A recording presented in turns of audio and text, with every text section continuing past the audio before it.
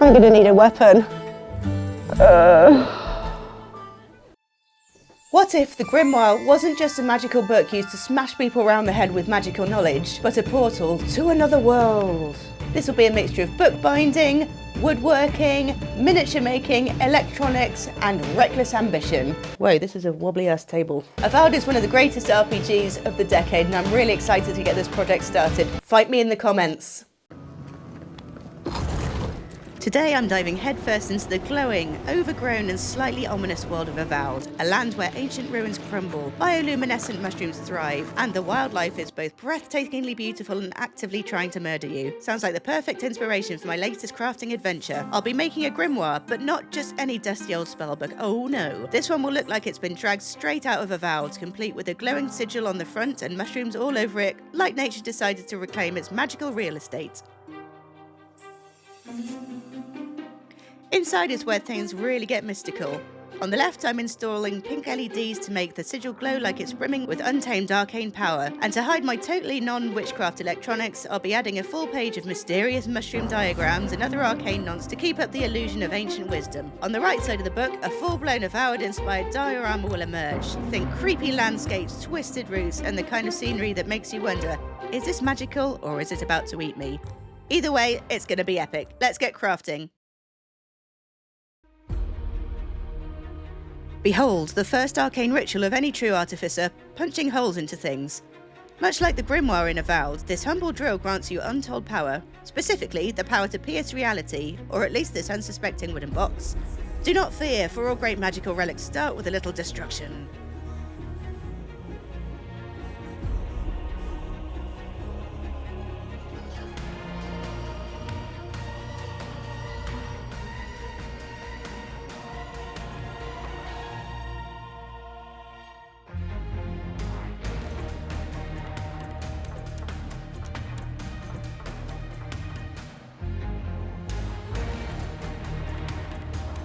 And now we ascend to the next tier of arcane craftsmanship, imbuing this relic with a stained glass sigil using the most mystical of alchemical substances, UV resin. This sigil is a conduit of power, a rune of destiny, a thing that will hopefully not stick to my fingers for the next 3 days. As I pour the resin, vibrant pigments swirl like a chaotic mana storm, trapped in time until the divine radiance of a UV lamp seals their fate.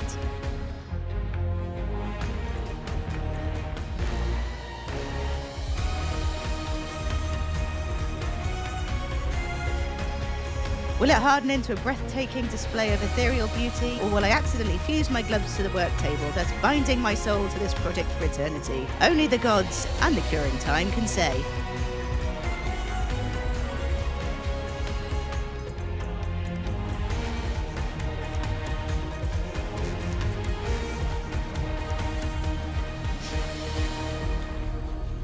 Wrapping this artifact in the finest imitation dragon hide, or as the mundane would call it, faux leather.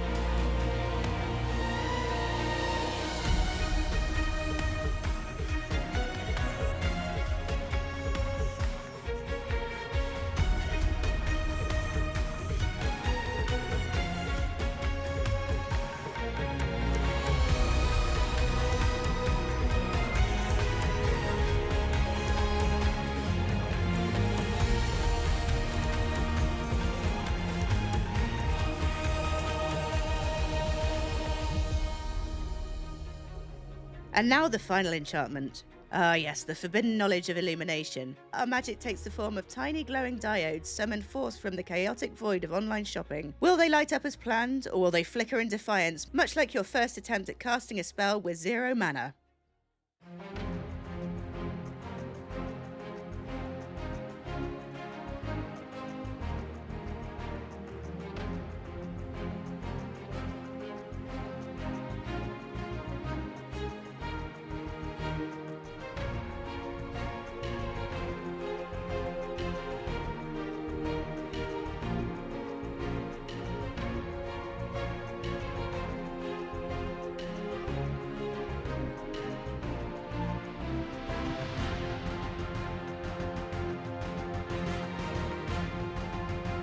Just as a grimoire in Avowed is more than just paper and ink, this box is now more than just wood and LEDs.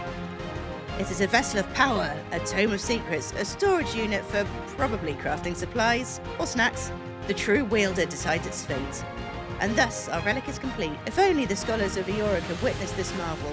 But until then, we shall bask in its glow, ready to summon more DIY enchantments at a moment's notice. Just like wielding a grimoire in Avowed, the real magic is in the making. And maybe also not in setting things on fire accidentally. Probably. Right, so that was the boring bit done. So what we essentially have now is kind of the shell. So we've got the outside, obviously this is not finished yet. It will look pretty, I promise you. I cannot tell you how many times I have this up. I'll spare you the details because it's not that fun, and to be honest, I'm kind of embarrassed. But if you sign up to my Patreon, you'll be able to see all the outtakes and bloopers and the pure rage that has fueled this project. Anyway, on with the fun bits. And now, fellow travellers, we step beyond mere crafting, we forge a realm. Much like the breathtaking lands of Avowed, this miniature scene is a world waiting to be born. Using cardstock for structure, XPS foam for terrain, and foam clay for those tiny obsessive details no one will notice but I will absolutely lose sleep over, we sculpt a landscape worthy of legend.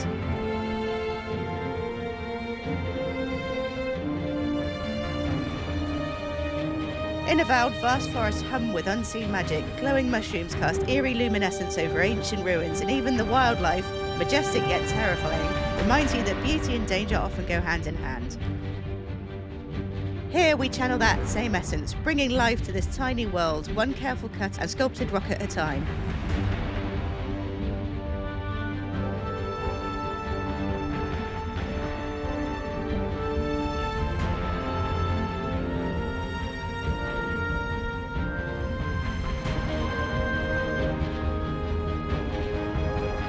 With the first stroke of paint, the land awakens. A rich earthen brown flows like the very soil of Eora itself, setting the stage for a world brimming with adventure. But one shade does not a landscape make. Oh no, we must summon the power of the sponge, dabbing layers of ochre, sienna and umber, like the very hands of the gods shaping the land. Will this terrain become a sanctuary of wonder, a battlefield of legend, or just a very fancy way to justify hoarding paint?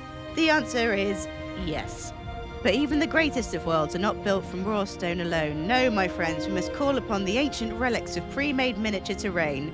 These artifacts, painstakingly crafted by those who understand that time is an illusion and patience is a finite resource, allow us to summon hyper-realistic textures with the flick of a wrist. Tiny grass tufts, more lifelike than actual houseplants, scattered. Minuscule stones, each one whispering with battles fought and legends forged, placed with strategic precision.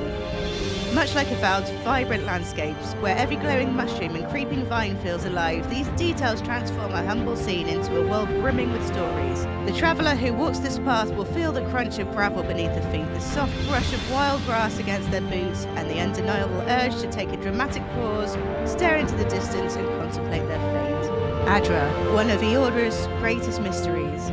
These ancient crystalline veins of raw soul energy pulse beneath the world, glowing with an eerie, almost hypnotic luminescence. In Avowed, Adra is more than just a pretty rock. It's a conduit of power, a link to the very fabric of existence. And today, my friends, we become the gods of crafting, sculpting our own Adra stone from the primordial essence of polymer clay. Less mystical, slightly more prone to fingerprints, but undeniably powerful in the right hands. But to truly harness the magic, we must transcend mere sculpture and embrace the arcane art of replication. Behold the sacred rite of mold making, a process so meticulous that even the most patient of crafters question their life choices. With silicone, we capture every groove, every sacred etching, ensuring that our creation may be reborn again and again. And now the final enchantment. With a careful pour, liquid alchemy fills the mold, swirling with translucent hues like pure crystallized magic.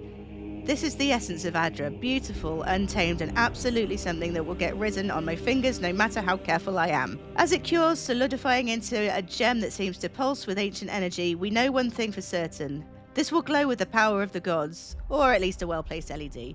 Either way, it'll shine. Before the blade cuts, a vision must be forged. With Procreate, I sketch every arcane swirl and symbol for the book's front, hoping my future self won't curse me for making it too intricate. Spoiler alert, I will. Enter the Cricut, a machine of great precision when it feels like cooperating. With a simple command, it carves my design into permanent sticky vinyl, transforming digital dreams into tangible relics. Or if it rebels, into an expensive paper shredder. And just like that, the blueprint becomes a reality. From pixels to paper, from an idea to an artifact, one step closer to crafting a grimoire worthy of legend. And now the final touches. The moment where the project either ascends to glory or I start dramatically losing the will to live. And believe me, there were many of those moments. What seemed simple at first became an arcane trial of patience. The sigil fought me, the resin tried to betray me, the faux leather did unspeakable things. And worst of all, I fell into that dreaded pit of comparison, staring into the abyss of other crafters' work and whispering, mine will never be that good. And I was this close to banishing the whole thing to the Shadow Realm, also known as the nearest bin. But then I remembered why I started. Crafting isn't about perfection, it's about creation, it's about problem solving, learning, and most importantly, enjoying the process. It's about that little thrill when something finally goes right, and the weird joy of getting paint all over your hands, and the sheer magic of making something out of nothing. And it's about sharing that magic with you, because if there's one thing I know, is that creativity is meant to be shared. So if you've ever felt like giving up on a project, just remember, every artifact has its trials. Every hero has their struggles, and every crafter, no matter how skilled, has definitely rage quit at least once. But if you push through, you don't just make a thing, you make a story. And this story, this is one worth telling. So before we get on to the fun part, I just want to say thank you to my brand new patrons. I've just set up this Patreon and I can't believe people have subscribed already. If you like what I do and want to help out a little bit financially, I've got my Patreon. I also have my merch if you want to wear it on your chest, if you want to drink from it, if you want canvases. You'll find it all on my website, candymachinestudios.com. But enough of my shameless self-promotion, let's get on to the good bit. The big reveal!